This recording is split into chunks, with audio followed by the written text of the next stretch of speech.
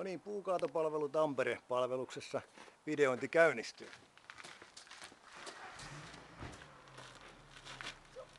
Tästä lähtee.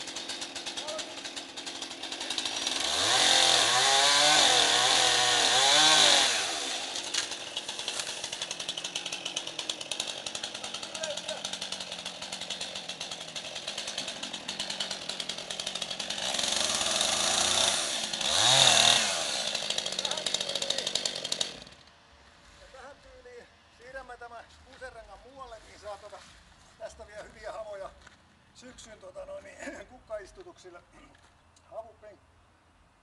Kuusen havukko on helkkari hyvää, mitenkä sanotaan, pihaistutusten suojelua talvia varten, ettei iske härmä eikä muu home. Eli siirretään ranka tonne lähemmäs kukkapenkkiä, otetaan oksat talteen ja sitten tuosta itse kuusenrangasta, niin siitä voi tehdä joko eräseiväksiä tai makkarapuita ihan miten vaan.